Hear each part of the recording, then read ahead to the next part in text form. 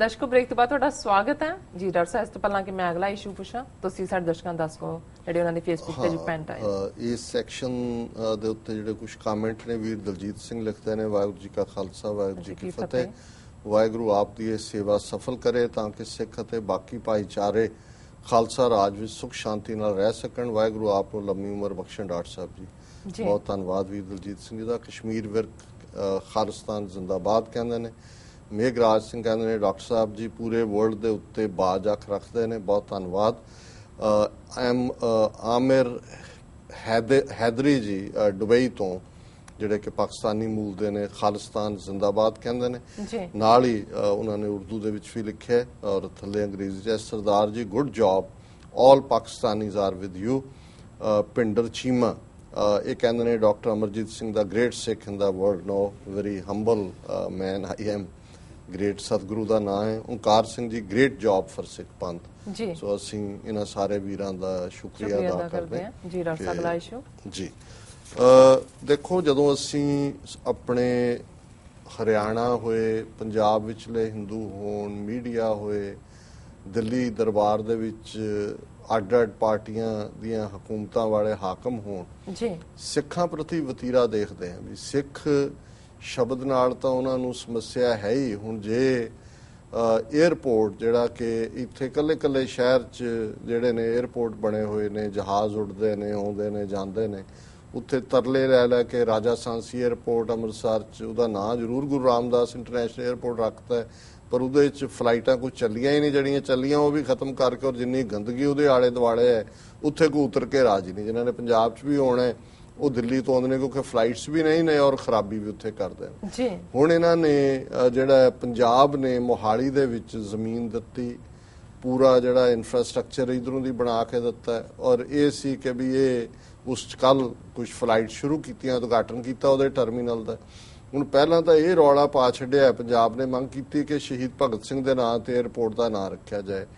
ਉਹਦੇ ਲਈ ਉਹਨੇ ਖੱਟੜ ਨੇ ਕੋਈ RSS ਦੇ ਕਿਸੇ ਵਿਚਾਰਕ ਦਾ ਨਾਂ ਦਿੱਤਾ, ਨਹੀਂ ਹਰਿਆਣਾ ਕਹਿੰਦੇ ਨਹੀਂ ਇਹਦੇ ਤੇ ਹੋਣਾ ਨਾਂ ਰੱਖੋ ਭਗਤ ਸਿੰਘ ਦਾ, ਪਰ ਕਿਉਂਕਿ ਭਗਤ ਸਿੰਘ ਦਾ ਨਾਂ ਹੁਣ ਇੰਨਾ ਕਹਿ ਵੀ ਉਹਨਾਂ ਨੂੰ ਲੱਗਾ, ਫਿਰ ਉਹਨਾਂ ਨੇ ਰੇੜਕਾ ਪਾ ਲਿਆ ਕਿ ਜੀ ਜਿਹੜਾ ਤੁਸੀਂ ਸ਼ਹੀਦ ਭਗਤ ਸਿੰਘ ਇੰਟਰਨੈਸ਼ਨਲ ਏਅਰਪੋਰਟ ਚੰਡੀਗੜ੍ਹ ਕਹੋ, ਮੋਹਾਲੀ ਨਹੀਂ। ਉਹ ਜ਼ਮੀਨ ਮੋਹਾਲੀ ਪੰਜਾਬ ਦੀ ਜਿਹੜਾ ਉਹ ਮੈਕਸਿਮਮ ਜਿਹੜਾ ਔਰ ਉਹ ਸਾਰੇ ਦੇ ਲਈ ਖਰਚ ਪੰਜਾਬ ਕਰ ਰਿਹਾ ਹੈ। ਠੀਕ ਹੈ, ਥੋੜਾ ਬਹੁਤ ਸ਼ੇਅਰ ਹਰਿਆਣੇ ਜਾਂ ਸੈਂਟਰ ਨੇ ਦਿੱਤਾ ਹੈ। ਹੁਣ ਇਹਨਾਂ ਨੂੰ ਮੋਹਾਲੀ ਸ਼ਬਦ ਦੇ ਨਾਲ ਵੀ ਪ੍ਰੋਬਲਮ ਹੈ ਕਿ ਵੀ, ਔਰ ਮੈਂ ਈਵਨ ਟ੍ਰਿਬਿਊਨ ਦੇਖ ਰਿਹਾ ਸੀ ਕਿ ਵੀ ਟ੍ਰਿਬਿਊਨ ਨੇ ਵੀ ਕਿਹਾ ਜੀ ਨਹੀਂ ਇਹ ਮੋਹਾਲੀ ਕਿਹੜਾ ਜਿਹੜਾ ਉਹ ਹੈ, ਇਹ ਚੰਡੀਗੜ੍ਹ ਹੀ ਰੱਖੋ। ਰੇ ਉਹਨੇ ਮਨੋਹਰ ਲਾਲ ਖੱਟੜ ਨੇ ਆਬਜੈਕਟ ਕੀਤਾ, ਜਦੋਂ ਉਦਘਾਟਨ ਵੀ ਹੋਇਆ ਇਹਨਾਂ ਨੇ, ਸੁਖਬੀਰ ਬਾਦਲ ਦੂਜਿਆਂ ਨੇ ਮੋਹਾਲੀ ਕਹਿਣਾ ਸੀ। Haryana chief minister Khattar has every right to feel annoyed over the way Punjab hijacked the celebration for the first international flight from Chandigarh airport and its nomenclature। ਹੁਣ ਇਹ ਵੀ ਚੰਡੀਗੜ੍ਹ 에ਅਰਪੋਰਟ ਕਹਿ ਰਿਹਾ, ਫਿਰ ਇਹ ਕਹਿ ਰਿਹਾ ਜੀ ਬਿਲਕੁਲ ਖੱਟੜ ਦਾ ਆਬਜੈਕਸ਼ਨ ਬਿਲਕੁਲ ਜਾਇਜ਼ ਹੈ।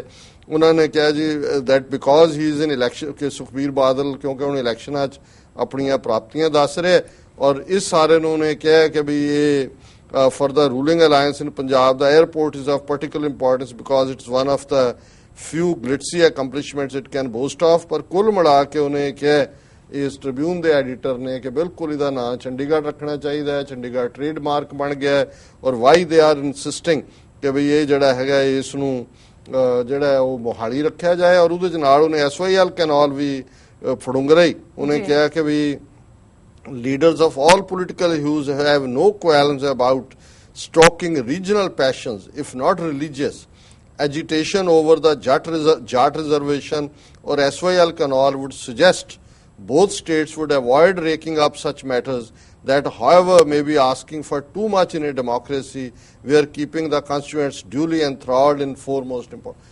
ਹੁਣ ਗੱਲ ਚੱਲ ਰਹੀ ਹੈ ਕਿ ਇੰਟਰਨੈਸ਼ਨਲ ਜਿਹੜਾ 에ਅਰਪੋਰਟ ਹੈ ਉਹਦਾ ਨਾਮ ਮੋਹਾਲੀ ਹੈ। ਇਹ ਉਹਨਾਂ ਨੇ ਕਿਹਾ ਇਨੋਗ੍ਰੇਸ਼ਨ, ਇਹਨੂੰ ਸਭ ਤੋਂ ਜ਼ਿਆਦਾ ਟ੍ਰਿਬਿਊਨ ਦੇ ਐਡੀਟਰ ਨੂੰ ਤਕਰੀਬਨ ਖੱਟੜ ਨੂੰ ਹੋਈ, ਔਰ ਨਾਲ ਹੀ ਨੇ ਕਿਹਾ ਜੀ ਕਿ ਹੁਣ ਟਾਈਮ ਆ ਗਿਆ ਵੀ ਜਾਟ ਰਿਜ਼ਰਵੇਸ਼ਨ ਜਾਂ SYL। ਜਾਟ ਰਿਜ਼ਰਵੇਸ਼ਨ ਇੱਕ ਵੱਖਰਾ ਇਸ਼ੂ ਹੈ, what it has to do with SYL। ਇਹਦਾ ਮਤਲਬ ਇਹ ਹੈ ਵੀ ਇਹ ਹੁਣ ਇਹ ਸਮਝਦੇ ਨੇ ਵੀ ਜਿਉਂ ਹੀ ਸੁਪਰੀਮ ਕੋਰਟ ਦਾ SYL ਦੇ ਉੱਤੇ ਡਿਸੀਜਨ ਆਏਗਾ, ਜਿਵੇਂ ਕਾਵੇਰੀ ਦੇ ਮੁੱਦੇ ਦੇ ਉੱਤੇ ਕਰਨਾਟਕਾ 'ਚ ਲੋਕ ਬਾਹਰ ਉਤਰੇ ਨੇ, ਹੁਣ ਤਮਿਲਨਾਡੂ 'ਚ ਵੀ ਕੱਲ ਬੰਦ ਹੋਇਆ ਇਸ ਮੌਕੇ ਤੇ ਵੀ ਪੰਜਾਬ 'ਚ ਬਾਹਰ ਨਿਕਲਣਗੇ। ਆਲਰੇਡੀ ਇਹਨਾਂ ਨੇ ਕਹਿ ਦਿੱਤਾ ਜੀ ਕੱਲ ਨੂੰ ਜਿਹੜਾ SYL ਤੇ ਵੀ ਰੌਲਾ ਪਏਗਾ ਇਹ ਐਵੇਂ ਰੀਜਨਲਿਜ਼ਮ ਹੈ, ਖਾਮਖਾ ਪੋਲੀਟੀਸ਼ੀਅਨਸ ਜਿਹੜੇ ਨੇ ਇਸ ਨੂੰ ਖੜਾ ਕਰ ਰਹੇ ਨੇ ਔਰ ਇਹਦੀ ਕੋਈ ਲੋੜ ਨਹੀਂ ਹੈ। ਸੋ ਇਹ ਜਿਹੜਾ ਹੈ ਇਹ ਇਹਨਾਂ ਦੀ ਜ਼ਹਿਨੀਅਤ ਹੈ। ਜੇ ਇਹਨਾਂ ਦੀ ਜ਼ਹਿਨੀਅਤ ਹੁਣ ਚੰਡੀਗੜ੍ਹ ਤਾਂ ਖੋਹ ਲਿਆ ਇਹਨਾਂ ਨੇ, ਜਿਸ ਤਰੀਕੇ ਦੇ ਨਾਲ ਆਪਣਾ ਐਡਮਿਨਿਸਟ੍ਰੇਟਰ ਲਾਉਣ ਦੀ ਲਾਈਨ ਦੂਜੇ ਹੁਣ ਨਾ ਚੰਡੀਗੜ੍ਹ ਰਖਾਉਣਾ ਚਾਹੁੰਦੇ ਨੇ ਤਾਂ ਕਿ ਕੱਲ ਨੂੰ 에ਅਰਪੋਰਟ ਦੇ ਨਾਂ ਨਾਲ ਮੋਹਾਲੀ ਲੱਗਾ ਹੈ ਤੇ ਕਦੇ ਫਿਊਚਰ 'ਚ ਜਦੋਂ ਕੋਈ ਡਿਵੀਜ਼ਨਸ ਹੋਣ, ਕਦੇ ਨੇਸ਼ਨ ਸਟੇਟ ਬਣਦੀ ਹੈ ਔਰ ਦੂਜਾ ਤੇ ਉਦੋਂ ਇਹ ਨਾ ਹੋਏ ਕਿ ਜੀ ਇਹ ਪੰਜਾਬ ਦਾ ਸੀ ਕਿਉਂਕਿ ਪੰਜਾਬ ਦੀ ਜ਼ਮੀਨ ਤੇ ਬਣਿਆ। ਜੇ ਤੁਸੀਂ ਚੰਡੀਗੜ੍ਹ ਨਾਂ ਰੱਖ ਦਿਓਗੇ ਤਾਂ ਉਹਨੂੰ ਤੁਸੀਂ ਫਿਰ ਕੱਲ ਨੂੰ ਕੋਈ ਕੱਢ ਦੇਣਗੇ ਉਸ ਦੀ ਪ੍ਰੋਕਲੇਮੇਸ਼ਨ ਜਾਂ ਆਰਡੀਨੈਂਸ ਤੇ ਉਹਨੂੰ ਜਿਹੜਾ ਉਹ ਚੰਡੀਗੜ੍ਹ ਦਾ ਹਿੱਸਾ ਬਣਾ ਦੇਣ, ਕਹਿਣਗੇ ਦੇਖੋ ਜੀ ਨਾਂ ਵੀ ਚੰਡੀਗੜ੍ਹ ਹੈ ਔਰ ਚੰਡੀਗੜ੍ਹ ਦਾ ਇਹ ਹੈ ਲੌਂਗ ਟਰਮ ਇਹਨਾਂ ਦੀ ਮਾੜੀ ਜ਼ਹਿਨੀਅਤ। ਜੀ ਡਾਕਟਰ ਸਾਹਿਬ ਬਿਲਕੁਲ ਸਾਡੇ ਕੋਲ ਲਿਖਤ ਆਈ ਹੈ ਲਾਹੌਰ ਪਾਕਿਸਤਾਨ ਤੋਂ ਵੀਰ ਨਦੀਮ ਖਾਨ ਜੀ ਦੀ। ਇਹ ਲਿਖਦੇ ਹਨ ਅਮਰਜੀਤ ਸਿੰਘ ਜੀ, ਮੇਰਾ ਖਿਆਲ ਹੈ ਵੀ ਬ੍ਰੇਕ ਲੈ ਲਈਏ। ਬ੍ਰੇਕ ਲੈ ਲਓ ਜੀ ਡਾਕਟਰ ਸਾਹਿਬ ਸੌਖਾ ਹੋਏਗਾ। ਜੀ ਦਰਸ਼ਕੋ ਤੁਸੀਂ ਇਸ ਤਰ੍ਹਾਂ ਬਣੇ ਰਹਿਣਾ, ਮਿਲਦੇ ਹਾਂ ਆਫਟਰ ਦਿਸ ਸ਼ਾਰਟ ਬ੍ਰੇਕ।